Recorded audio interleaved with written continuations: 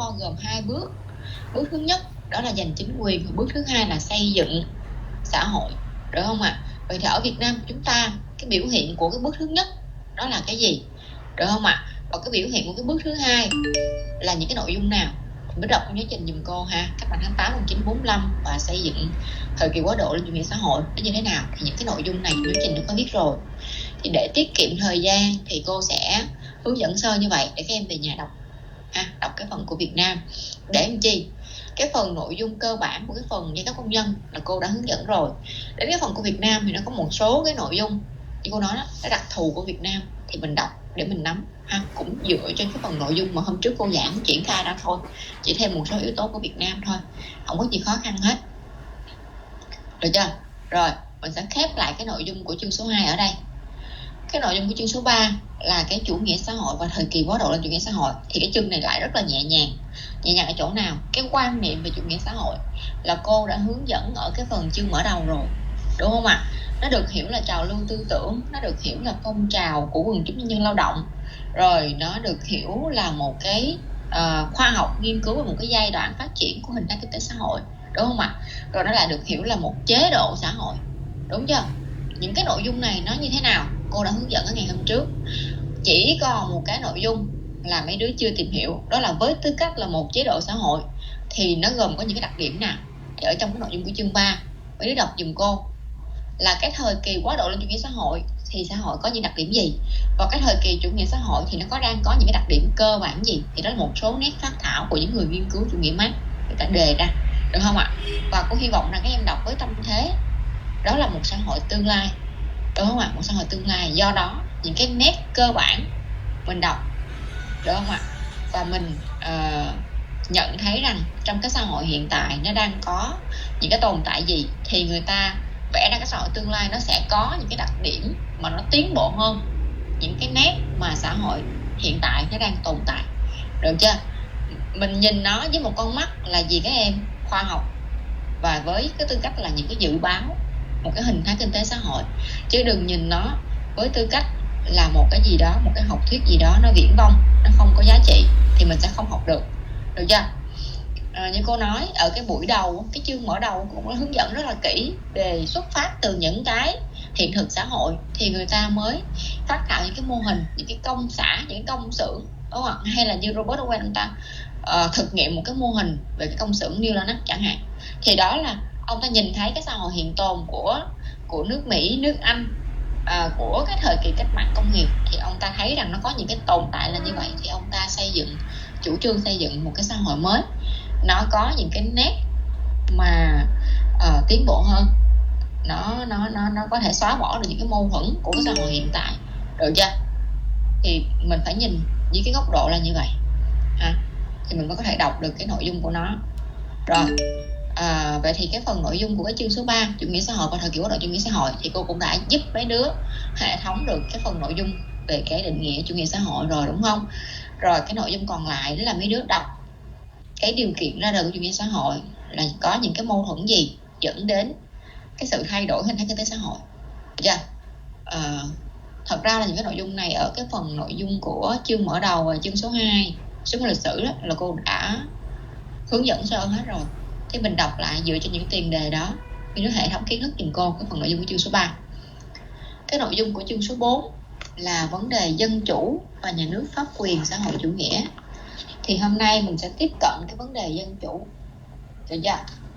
Mình sẽ tiếp cận cái vấn đề dân chủ.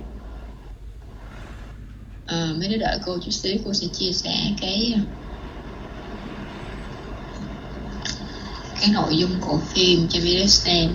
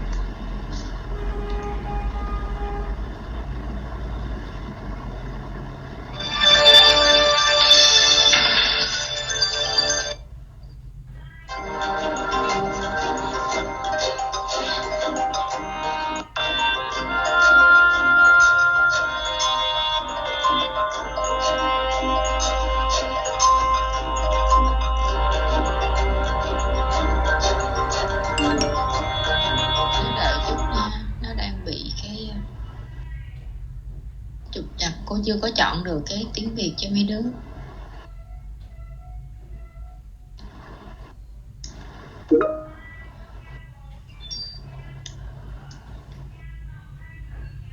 Just fool me once.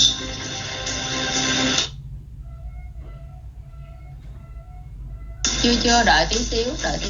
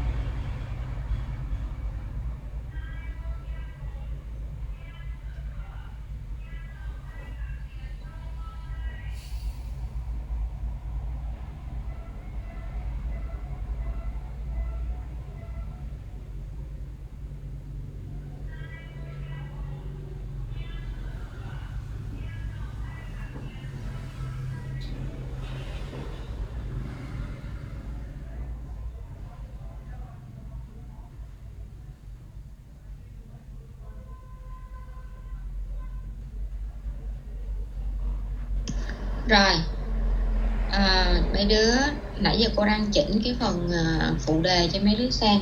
Mất công nó hiển thị toàn tiếng Anh thì theo dõi không có được kỹ. Cái phần nội dung phim nó liên quan đến cái nội dung của chương số 4 á mấy đứa. Cái chương số 4 là mình học về vấn đề dân chủ và dân chủ xã hội chủ nghĩa. Thì trong cái nội dung của chương này thì cô nhớ rằng là có một nhóm sẽ làm bài thuyết trình, đúng không? Thì các nhóm còn lại cũng sẽ có cơ hội tiếp cận trở lại cái nội dung của cái chủ đề này một lần nữa. Còn riêng đối với các bạn với tư cách là người học thì cô cũng sẽ hướng dẫn cái cách thức đọc cái nội dung của cái chương này. Đối với cái phần nội dung của chương này, trước hết các em hiểu giùm cô khái niệm dân chủ là cái gì, được không ạ? Tìm hiểu cái khái niệm dân chủ. Và thật ra cái khái niệm dân chủ này ở phương Tây á, là nó đã ra đời từ rất lâu rồi. Và từ khi ra đời cho đến bây giờ thì cái khái niệm dân chủ này nó được người ta hình dung với ý nghĩa là cái gì, được chưa? Và cái nền dân chủ trong cái lịch sử ra đời của văn minh phương Tây và cả văn minh phương Đông á, thì nó được thể hiện như thế nào, được không ạ? Mình sẽ đi tìm hiểu các cái cột mốc, các cái giai đoạn phát triển của các nền dân chủ từ thời kỳ cổ đại, thời kỳ chiếm hữu nô lệ đó, đến thời kỳ phong kiến, rồi đến thời kỳ tư bản chủ nghĩa, rồi đến thời kỳ cộng sản chủ nghĩa. Thì cái nền dân chủ này nó thể hiện như thế nào ở trong cuộc sống xã hội loài người, được chưa? Và các em đi so sánh giùm cô cái nền dân chủ tư sản với lại cái nền dân chủ xã hội chủ nghĩa, nó có những cái gì tương đồng, nó có những cái gì khác biệt, được không ạ? Đó là một số nội dung mà cô yêu cầu là các em đọc, được không ạ? Và tại sao người ta nói rằng là nền dân chủ tư sản là nền dân chủ chỉ dành cho số ít, những người có tiền, còn người ta nói là cái nền dân chủ xã hội chủ nghĩa là nền dân chủ cho đại đa số người dân lao động, cho số đông. Thế thì mình so sánh, mình xem là tại sao mà nó lại có cái đặc điểm như vậy, được chưa? Rồi sau đó là cô sẽ cho các em xem một cái bộ phim. Bộ phim này nó nói về nó xoay quanh về nguyên nhân và về kết quả của một chuỗi cái sự kiện. Trong đó cái sự kiện nổi bật nhất là sự kiện của ngày 11 tháng 9, được không ạ? Cái bộ phim này nó xoay quanh cái chủ đề của ngày 11 tháng 9 và cái cuộc xâm lược Iraq của quân đội Mỹ.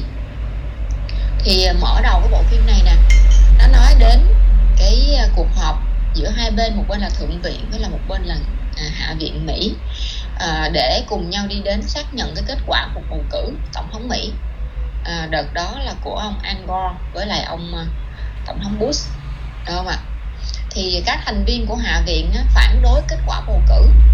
Tuy nhiên là theo cái quy định của luật lệ Mỹ á, thì để cái văn bản phản đối của hạ viện có hiệu lực á, thì phải có ít nhất một chữ ký của một thành viên trong thượng viện. Nhưng mà đáng buồn thay là ở trong cái buổi hai bên họp á, thì các thành viên của hạ viện mặc dù là sưu tầm được rất là nhiều chữ ký từ rất là nhiều các cái thành phần ở trong hạ viện, rồi từ rất là nhiều thành phần dân cư mà họ đang phản đối kết quả bầu cử á, thì kết quả vẫn không có được thông qua, bởi vì là không có một thành viên của thượng viện nào xác nhận vào trong cái văn bản đó hết, cho nên là văn bản không có pháp lý. Đó là quy định của Mỹ ha. Thì từ đây nó dẫn đến một cái sự hỗn loạn ở trong xã hội Mỹ. Lúc bấy giờ khi mà tổng thống Mỹ ông Bush ông đi nhậm chức tiến hành cái lễ nhậm chức thì người dân xuống đường biểu tình rất là nhiều, và làm cho cái buổi nhậm chức tổng thống của ông ta nó diễn ra trong khung cảnh rất là hỗn loạn. Thì điều này là điều mà có thể nói là lịch sử chưa bao giờ nhìn thấy cái cuộc một cái lần nhậm chức của tổng thống nào mà nó lại lộn xộn như vậy và khi mà người dân xuống đường biểu tình như vậy thì họ nói rằng là họ bị đứng bên lề của lịch sử của nước Mỹ, bởi vì họ cũng là người dân của nước Mỹ, lá phiếu của họ cũng là lá phiếu được đi bầu cho cái người đại diện cho ý chí và nguyện vọng của mình. Nhưng mà thật ra là cái tỷ lệ nó không nói lên được cái kết quả, đúng không ạ? Cho nên là họ xuống đường biểu tình rất là khủng khiếp ha. Thì mình tiến hành mình theo dõi ha.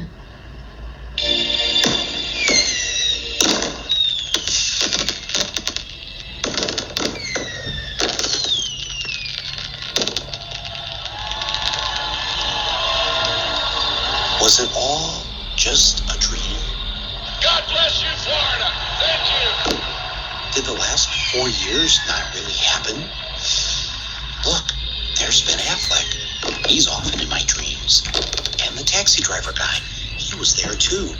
And little Stevie Wonder, he seemed so happy, like a miracle had taken place. Was it a dream? Or was it real? It was election night 2000. Everything seemed to be going as planned. In New York, Al Gore is our projected winner. The Garden State is green for Gore. We project that Mr. Gore is the winner in Delaware. This state has voted with the winner. Excuse me 1 second. I'm so sorry to interrupt you. Mike, you know I wouldn't do this if it weren't big. Florida goes for Al Gore. CNN announces that we call Florida in the Al Gore column. Then something called the Fox News Channel called the election in favor of the other guy. I interrupt you. Fox News now projects George W. Bush the winner in Florida, and thus it appears the winner of the presidency of the United States. All of a sudden, the other network said, hey, if Fox said it, it must be true. All of us at the networks made a mistake. Projected Florida in the Al Gore column. It was our mistake. Now, what most people don't know is that the man who was in charge of the decision desk at Fox that night, the man who called it for Bush, was none other than Bush's first cousin, John Ellis. How does someone like Bush get away with something like this? Well, first, it helps if your brother is the governor in the state in question. You know something? We are going to win Florida. Mark my words. You can write it down. Second, make sure the chairman of your campaign is also the vote count woman, and that her state has hired a company that's going to knock voters off the rolls who aren't likely to vote for you. You can usually tell them by the color of their skin. Then make sure your side fights like it's life or death. I think all this talk about legitimacy is way overblown. And hope that the other side will just sit by and wait for the phone to ring. And even if numerous independent investigations prove that Gore got the most votes, if there was a statewide recount under every scenario, Gore won the election. it won't matter, just as long as all your daddy's friends on the Supreme Court vote the right way. While I strongly disagree with the court's decision, I accept it. What we need now is acceptance. We have a new president-elect. It turns out none of this was a dream. It's what really happened. On the day the joint session of both the House of Representatives and the Senate was to certify the election results, Al Gore, in his dual role as outgoing Vice President and President of the Senate, presided over the event that would officially anoint George W. Bush as the new president. If any congressman wanted to raise an objection, the rules insisted that he or she had to have the signed support of just one senator. Mr. President, and I take great pride in calling you that. I must object because of the overwhelming evidence of official misconduct. deliberate fraud, and an attempt The chair must remind members that under Section 18 of Title III, United States Code, no debate is allowed in the joint session. Thank you, Mr. President. To answer your question, Mr. President, the objection is in writing, signed by a number of members of the House of Representatives, but not by a member of the Senate.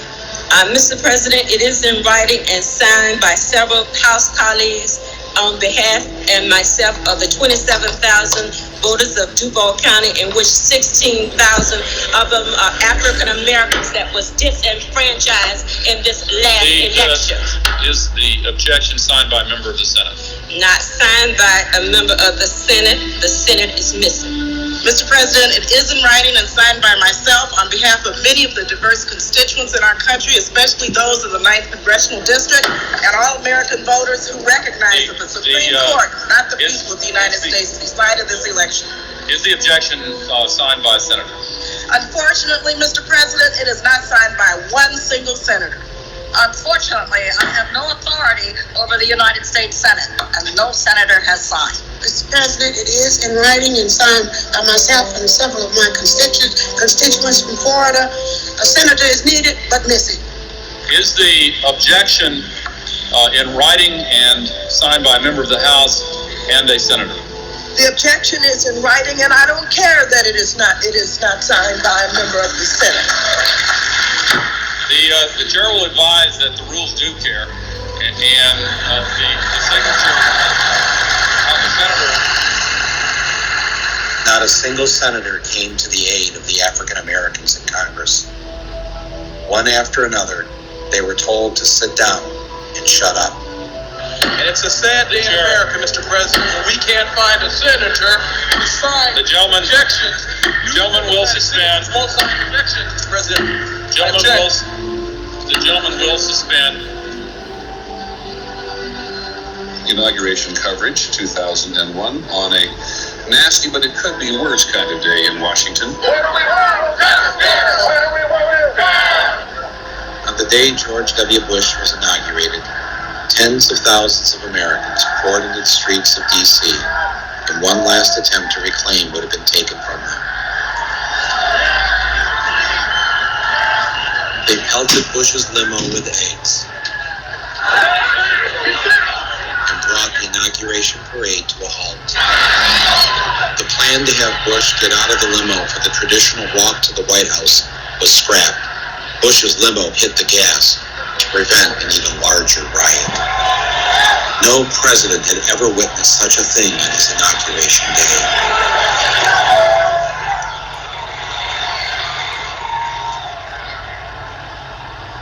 And for the next 8 months, it didn't get any better for George W. Bush.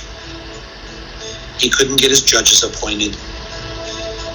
He had trouble getting his legislation passed, and he lost Republican control of the Senate. His approval ratings in the polls began to sink. He was already beginning to look like a lame duck president.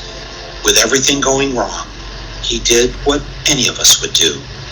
He went on vacation.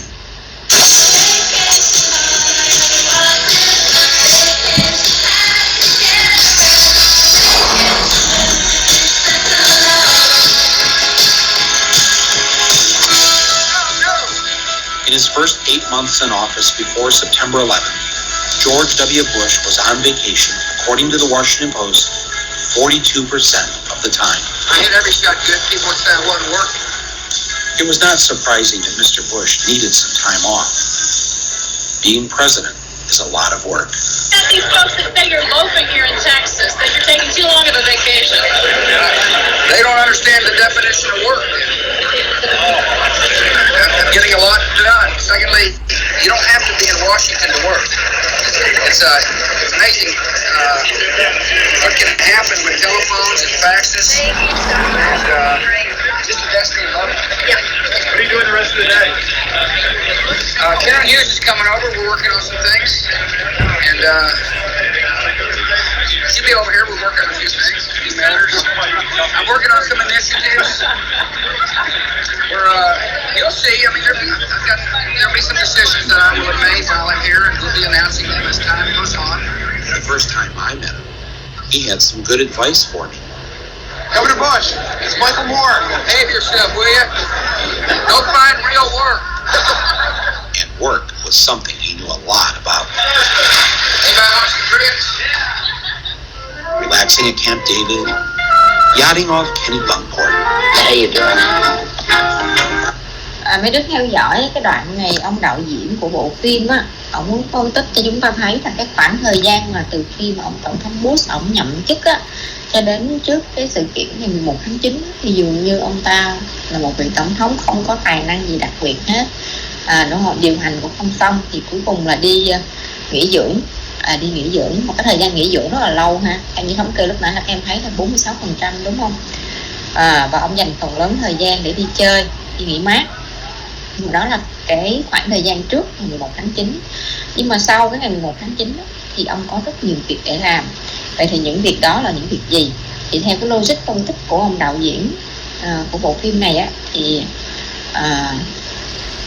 cái truyền thông lúc bấy giờ á, nó nói rằng cái sự kiện ngày 11 tháng 9 là một cái sự kiện được lên kế hoạch và thực hiện bởi cái tổ chức đó là Al-Qaeda và người đứng đầu là Bin Laden, đúng không ạ?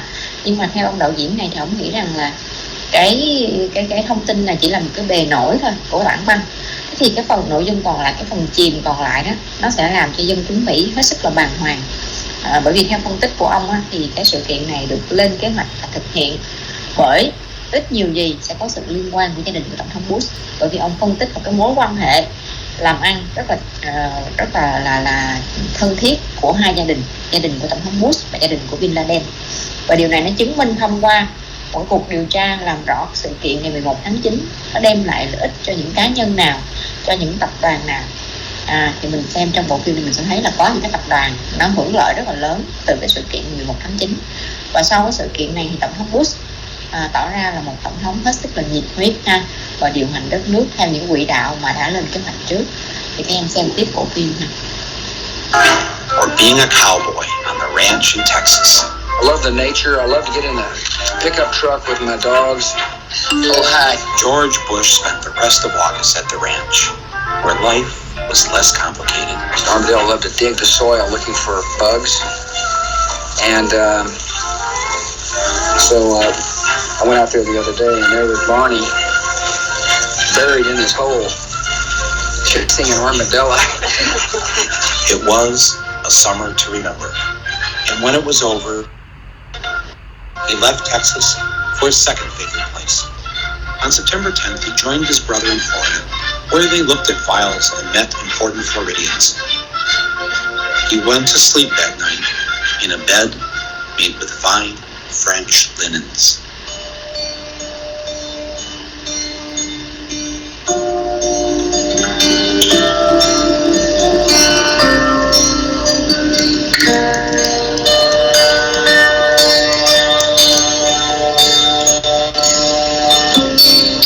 I suppose he's pretty confident on those numbers on Iraq security forces. Cô lướt qua đoạn này ha, cái đoạn này là người ta đang quay những cái cảnh chuẩn bị cho những cái chính khách, những cái nguyên thủ chuẩn bị lên hình á, thì họ cần phải chuẩn bị cái gì thôi. Mình lướt qua đoạn này chút xíu.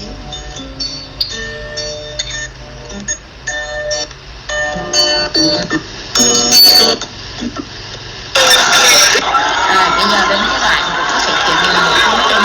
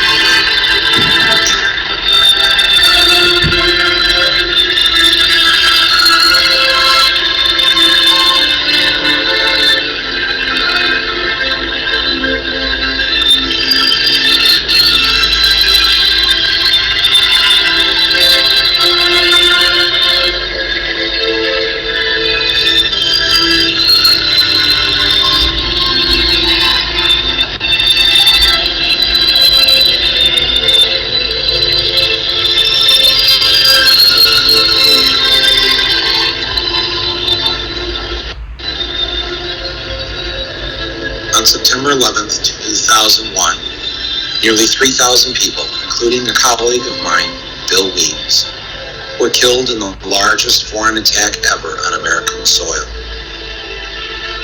The targets were the financial and military headquarters of the United States. If anyone has any idea if they've seen him or knows where he is, to call us. He's got two little babies. As the attack took place, Mr. Bush was on his way to an elementary school in Florida.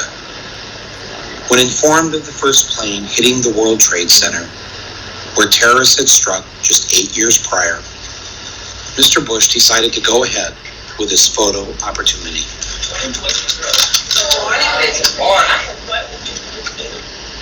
Read this word fast way. Get ready. Yes, ma'am. Get ready. Yeah. Okay, get ready to read the words on this page without making a mistake. When the second plane hit the tower, his chief of staff entered the classroom and told Mr. Bush, the nation is under attack. Not knowing what to do, with no one telling him. Cái chỗ đoạn phim này á, thì ông tác giả, ông đạo diễn á, ông muốn cho chúng ta thấy rằng là cái hành động rất là kỳ quặc của tổng thống Bush với cương vị là người đứng đầu điều hành một quốc gia, một vị tổng thống, tức là ông này có toàn quyền quyết định rất là nhiều công tác. Và trong cái trường hợp mà nó khẩn cấp như cái sự kiện ngày 11 tháng 9 đó, tức là cái sự an nguy của quốc gia nó đang bị đe dọa. Thế thì trong lúc này ông đang đi đến một cái trường tiểu học, có một cái chuyến thăm làm việc ở trường tiểu học ha. Trong bối cảnh là ông đang ngồi ở trong cái lớp học này để mà giao lưu với những đứa trẻ, thì nhân viên an ninh đi vào báo cái tin là có sự kiện ngày 1 tháng 9 nó diễn ra như vậy đó. Thì theo lẽ là ông phải có những cái trao đổi, cái cuộc họp, đúng không ạ, với những người mà có liên quan, có một cái tổ chức là tổ chức chống khủng bố, đúng không ạ? Và những người đó là vẫn đang ngồi túc trực để nghe điện thoại của ông, nhưng mà ông hoàn toàn không có một cái hành động nào, cũng không có một cái động thái nào, và cũng không có một chút xíu sợ hãi nào để mà di chuyển đến nơi an toàn hết. Ông vẫn cứ ngồi trong lớp này một cách rất là điềm nhiên ha. Cũng không biết là ông nghĩ gì. Thì cái hành vi này thì ông đạo diễn thấy rằng là rất là lạ. Phải chăng là ông đã biết trước cái sự việc này hay không mà ông lại không có bất cứ một cái động tĩnh gì mà đáng ra một vị tổng thống phải làm. What to do, and no Secret Service rushing in to take him to safety. Mr. Bush just sat there and continued to read My Pet Goat with the children.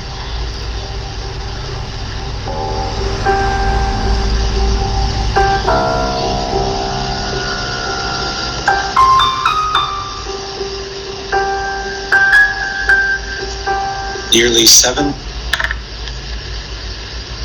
minutes passed with nobody doing anything.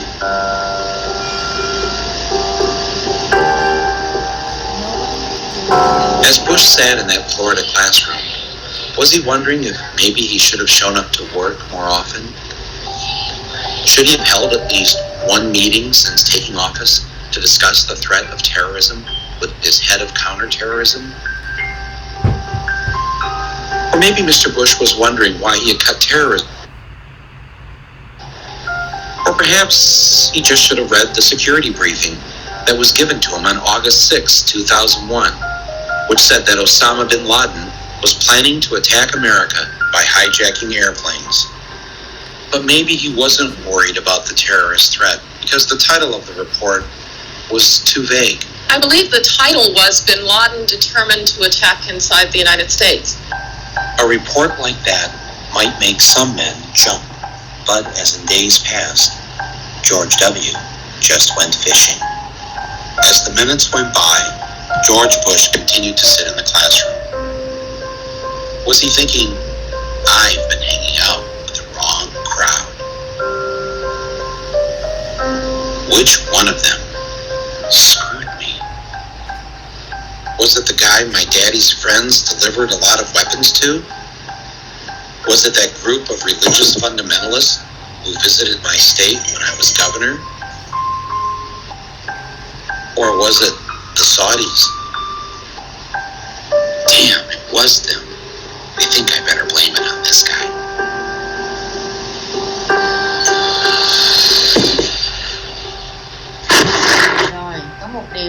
biệt nữa, rất là lạ.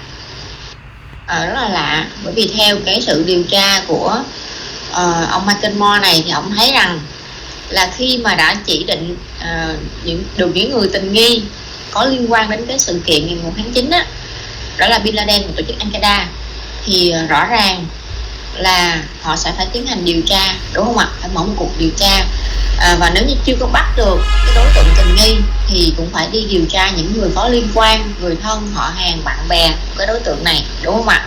Đó là những gì mà cảnh sát nên làm. Tuy nhiên trong trường hợp này thì trong cái bối cảnh là nước Mỹ đang siết chặt cái tình hình an ninh và cấm hết tất cả những cái chuyến bay, tức là dừng hết những chuyến bay ra khỏi nước Mỹ và vào nước Mỹ trong cái bối cảnh này, thì lại có những cái chuyến bay được tổ chức để đưa những người Ả Rập rời khỏi nước Mỹ một cách rất là an toàn. Và theo điều tra thì trong số những cái chuyến bay này có rất là nhiều thành viên trong gia đình của Bin Laden, những người thân, họ hàng, đối tác của gia đình Bin Laden.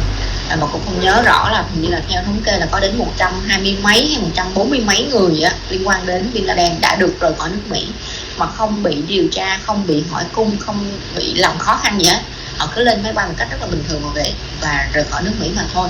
Thì điều này là một cái điều mà theo như ông đạo diễn ông nói rằng là rất là lạ ha. Và phải chăng là có một cái đặc ân nào đó đối với những người này trong cái bối cảnh như vậy, và đó có phải là điều mà tổng thống Mỹ nên hỏi lại cái năng lực quản lý của ông ta hay không. Và ông đạo diễn này ông ví cái sự kiện này giống như là một cái vết nhơ trong lịch sử hàng không Hoa Kỳ. Days following September 11th, all commercial and private airline traffic was grounded. The FAA has taken the action to close all of the airports in the United States. Even grounding the president's father, former President Bush, on a flight forced to land in Milwaukee. Thousands of travelers were stranded, among them Ricky Martin, due to appear at tonight's Latin Grammy Awards. Not even Ricky Martin could fly. But really, who wanted to fly? No one, except the Bin Ladens.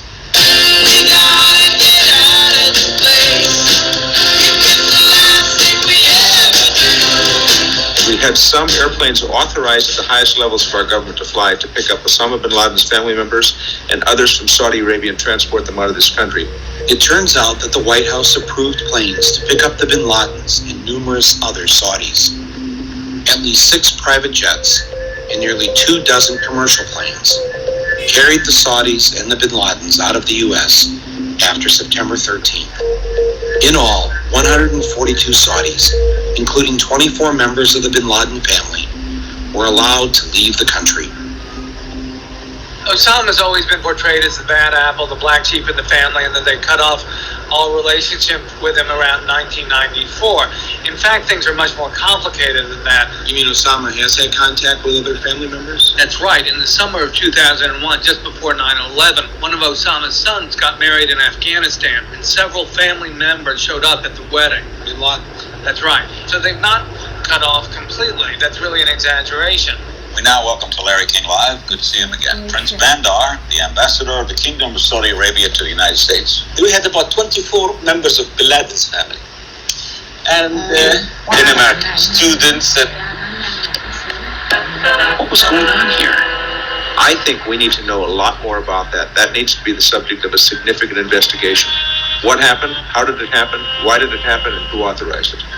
Trying to imagine what those poor bastards were feeling when they were jumping out of that building to their death. Those young guys and cops and firemen that ran into that building never asked a question, and they're dead. And families' lives are ruined, and they'll never have peace. And if I had to inconvenience a member of the Bin Laden family with a subpoena or a grand jury, do you think I'd lose any sleep over it? Not for a minute, Mike. No one would question it. No, it's right. Not even the biggest civil libertarian. No, it's no just, one would question it's just, you got a lawyer, fine. Counsel, fine. Mr. Bin Laden, this is why I'm asking you. It's not because I think that you're anything. I just want to ask you the questions that I would anybody. And that's all. None of this made any sense. Can you imagine in the days after the Oklahoma City terrorist bombing, President Clinton helping to arrange a trip out of the country for the McVeigh family?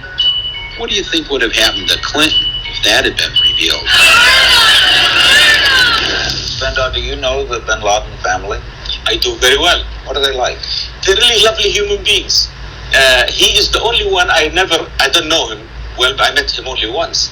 What was the circumstance under which you met him?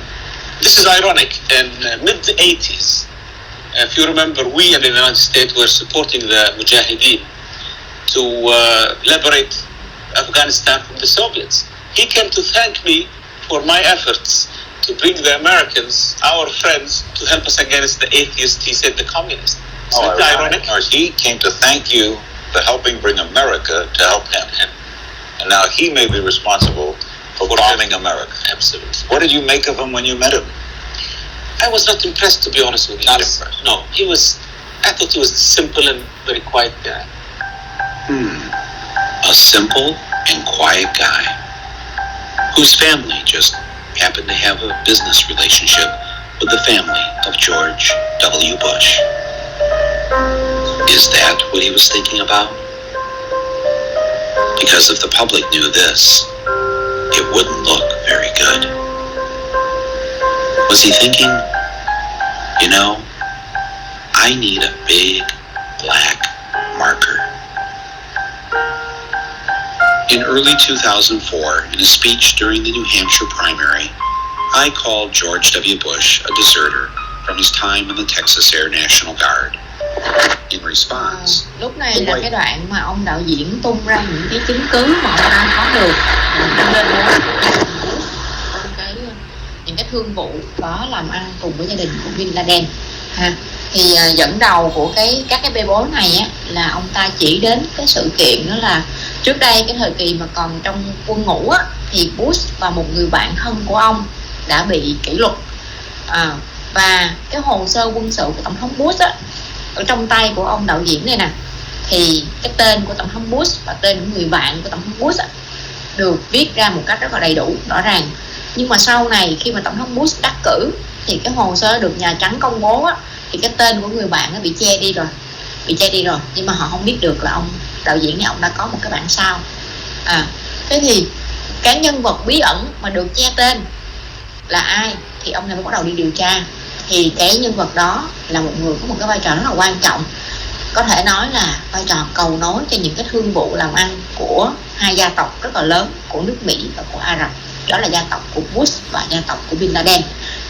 Họ chỉ ra rằng là hai cái gia tộc này có đầu tư làm ăn trong những công ty rất là lớn của Mỹ, một trong số đó là một công ty về quân sự và những công ty dầu mỏ nữa. Thì cái sự kiện ngày 11 tháng 9 đó, nó mang lại một cái lợi nhuận rất là khổng lồ cho cái công ty quân sự mà gia đình Bin Laden của Bush có đầu tư.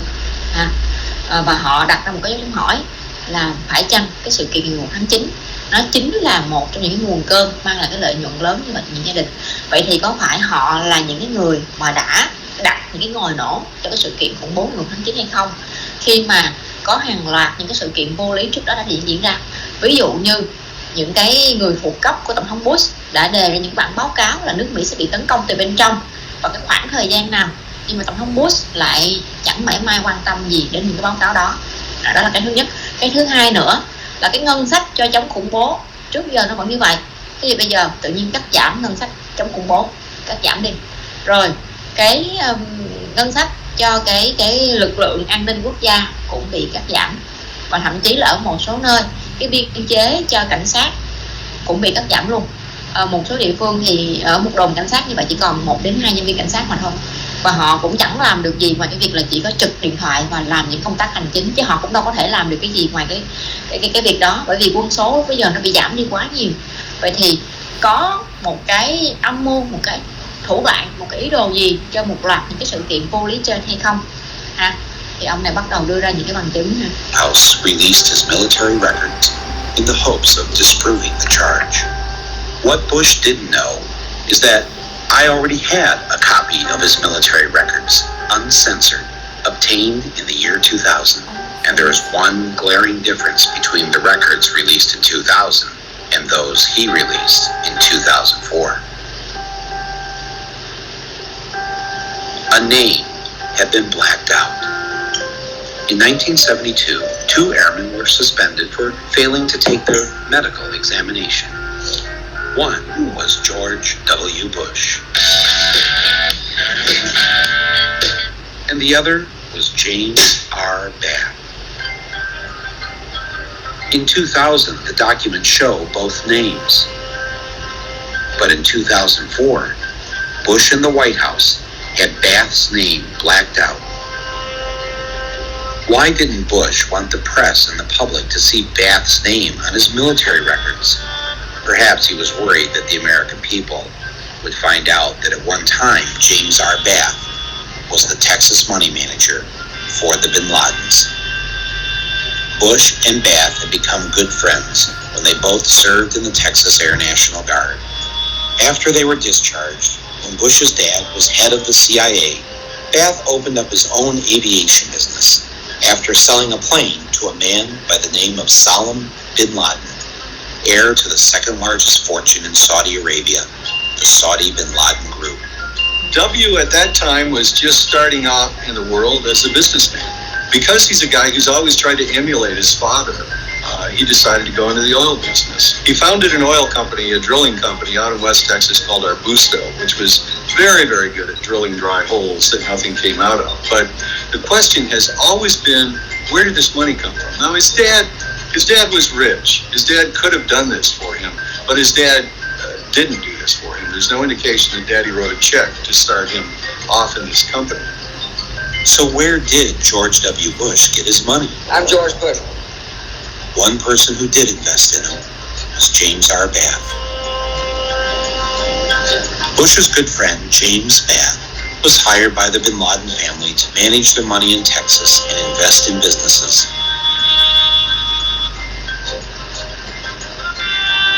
And James Bath himself, in turn, invested in George W. Bush. Bush ran Arbusto into the ground, as he did every other company he was involved in, until finally one of his companies was bought by Harken Energy, and they gave him a seat on their board. A lot of us have suspected through the years that there has been Saudi oil money involved in all of these companies. Harken, Spectrum 7, Arbusto Drilling, all of the Bush companies. Whenever they got into trouble, there were these angel investors who flowed money into the companies. So the question is, why would Saudis, who had all the oil in the world, go around the globe to invest in this lousy oil company? And the thing is, it had one big asset. Harken had one thing going for it, which is that George W. Bush was on its board of directors at a time when his father was president of the United States. When you're the president's son, you've got unlimited access, combined with some credentials from a prior campaign. In Washington, D.C., people tend to respect that. Access is power. And I can find my dad and talk to him any time of the day. Yes, it helps to be the president's son, especially when you're being investigated by the Securities and Exchange Commission. In 1990, when Mr. Bush was a director of Harken Energy, he received this memo from company lawyers, warning directors not to sell stock if they had unfavorable information about the company. 1 week later, he sold $848,000 worth of Harken stock. 2 months later, Harken announced losses of more than $23 million. The James Baker law partner who helped Bush beat the rap from the SEC was a man by the name of Robert Jordan, who, when George W. became president, was appointed ambassador to Saudi Arabia.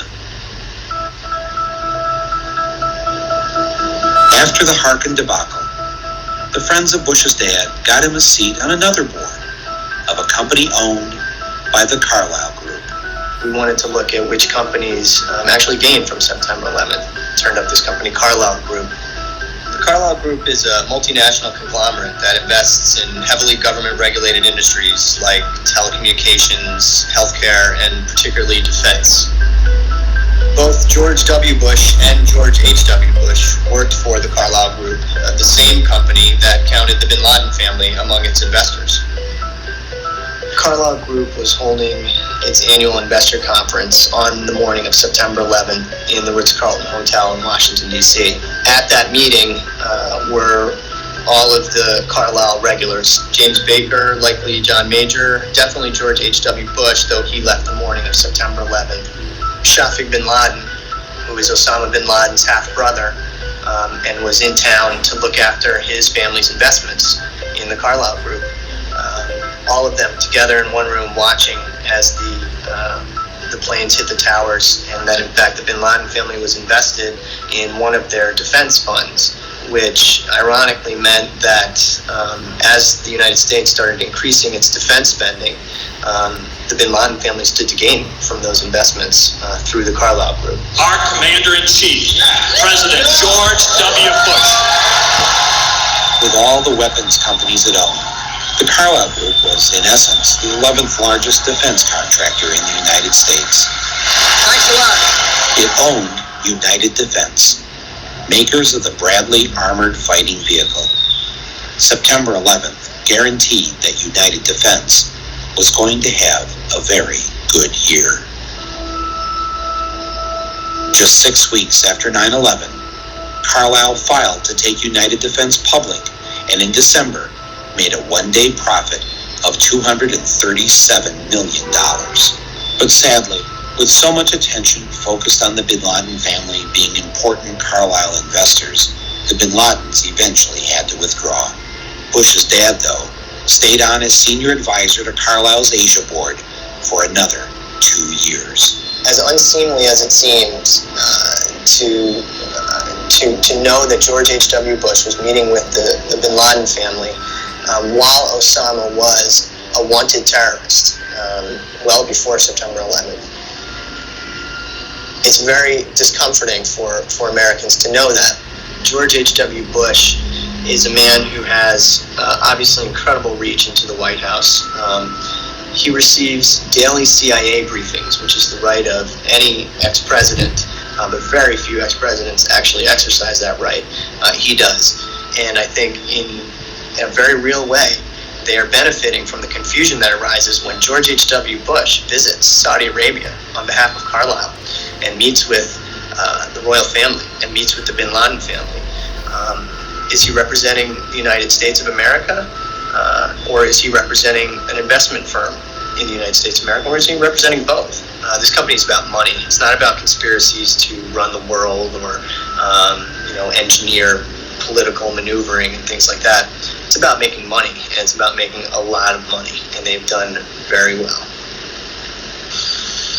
To get you on the record on this question, in the White House view, there's no ethical conflict in former President Bush and former Secretary of State Jim Baker using their contacts with world leaders to represent one of the most well-known military arms dealers, the Carlisle Group. The President has full faith that his family will conform with all proper ethics laws, and will act properly in their conduct. Okay, so let's say one group of people, like the American people, pay you $400,000 a year to be President of the United States.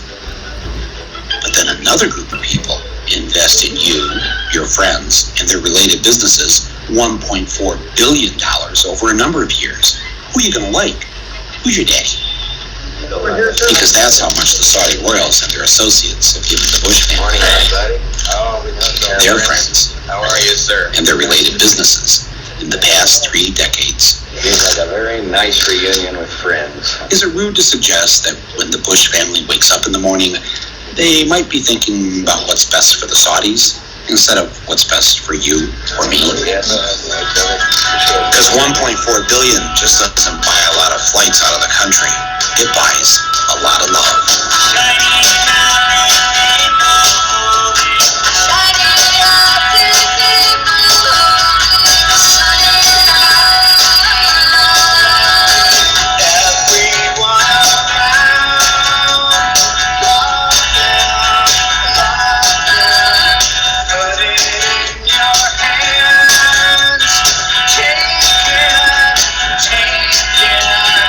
There's no time to cry. Happy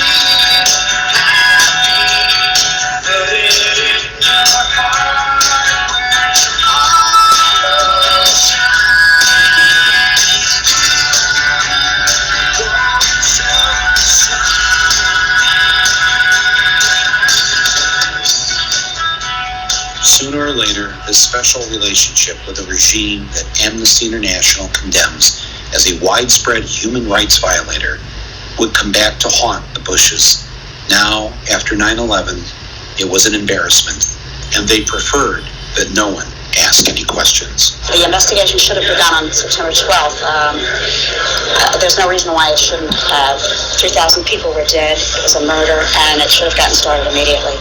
First, Bush tried to stop Congress from setting up its own 9/11 investigation. It's important for us to not reveal how we collect information. That's what the enemy wants.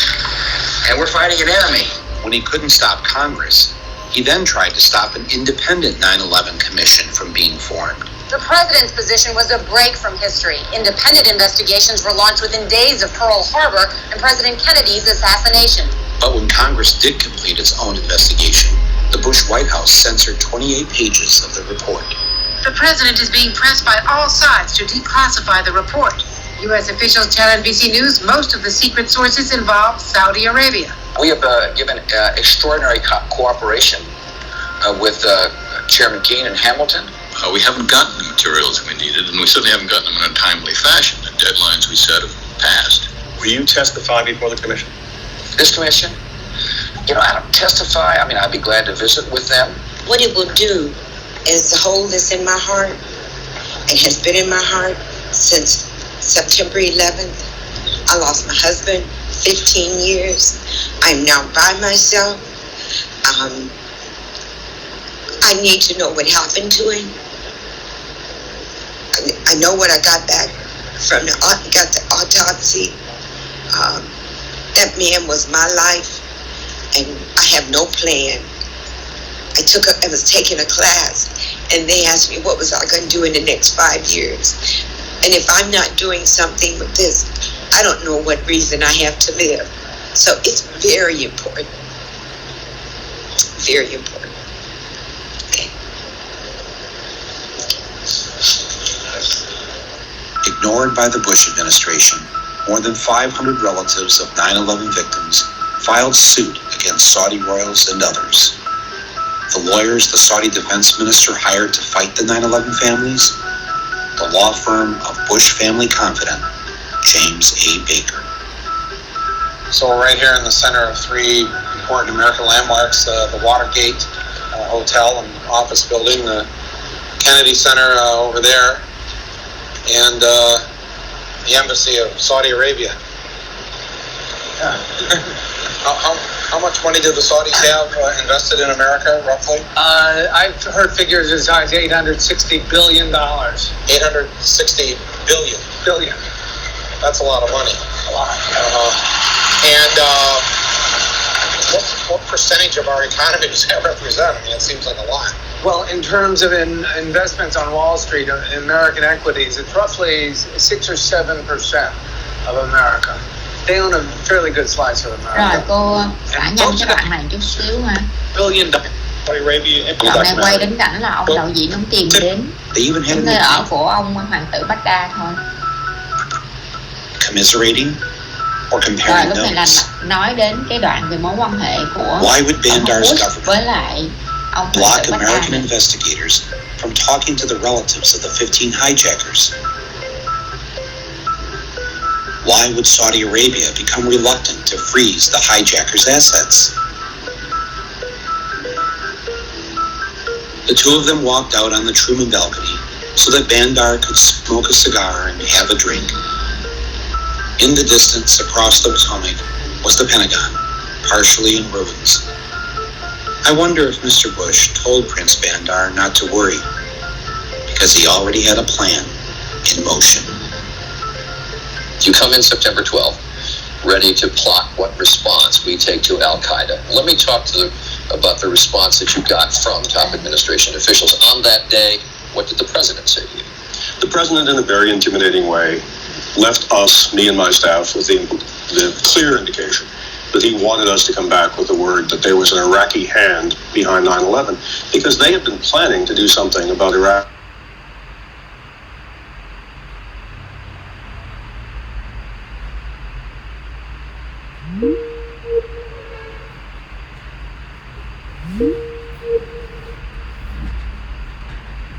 Bye.